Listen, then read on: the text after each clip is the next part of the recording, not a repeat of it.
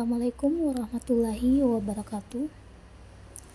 Baik, langsung saja saya akan menjelaskan tentang memanfaatkan sumber daya alam secara bijaksana dan memperhatikan aspek berkelanjutan.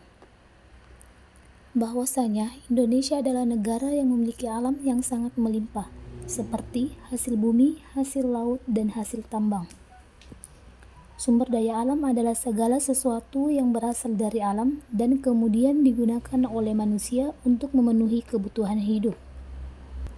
Sumber daya alam dibagi menjadi dua, yaitu 1. Sumber daya alam berdasarkan jenisnya. 2. Sumber daya alam berdasarkan sifatnya. Sumber daya alam berdasarkan jenisnya. Sumber daya alam ini dibagi menjadi dua, yaitu 1. Sumber daya alam hayati, merupakan sumber daya alam yang berasal dari makhluk hidup. Yang kedua, sumber daya alam non-hayati, merupakan sumber daya yang bukan berasal dari makhluk hidup.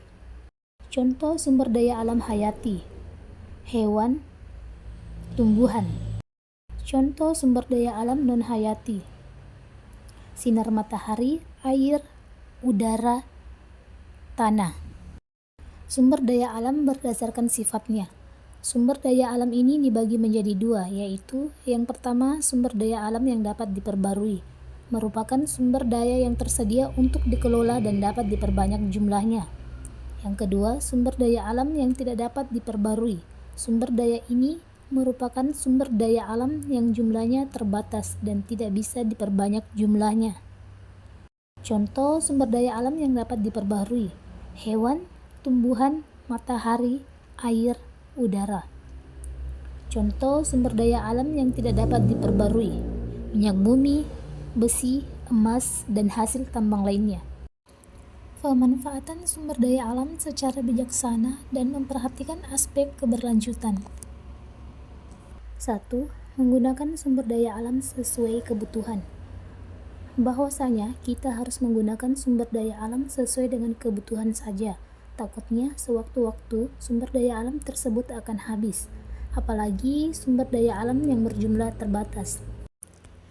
2. Tidak mengubah lahan hutan menjadi perumahan. Bahwasanya kita harus menjaga dan melestarikan hutan, karena di hutanlah hidup-hidup berbagai macam habitat-habitat yang perlu kita jaga dan lestarikan. 3. Menerapkan sistem tebang pilih tanaman.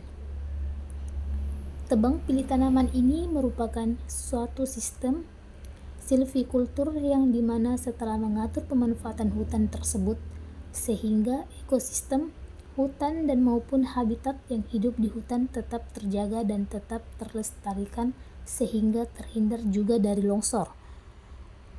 4. Lakukan reboisasi pada lahan yang gundul. Bahwasanya kita sebagai manusia bisa saja atau boleh saja melakukan penebangan hutan. Asalkan setelah penebangan tersebut kita harus melakukan reboisasi atau penanaman kembali, atau bisa saja dikatakan penghijauan kembali, sehingga hutan yang tadinya sudah gundul maka kembali ke kondisi semula. Yang kelima, lahan bekas tambang. Bahwasanya pemikiran orang-orang bahwa pertambangan itu adalah perusak. Jadi kita sebagai seorang pertambangan harus merubah mindset itu, harus merubah pikiran orang-orang tersebut bahwa pertambangan adalah perusak. Dengan cara apa? Dengan cara memperbaiki lahan pertambangan tersebut, sehingga bekas lahan tambang tersebut kembali ke kondisi awal atau kondisi normal.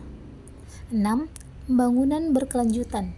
Pembangunan berkelanjutan adalah upaya sadar dan terencana yang memadukan aspek lingkungan hidup, sosial, dan ekonomi ke dalam strategi pembangunan untuk menjamin keutuhan lingkungan hidup serta keselamatan, kemampuan, kesejahteraan, dan mutu hidup generasi masa kini dan generasi masa depan.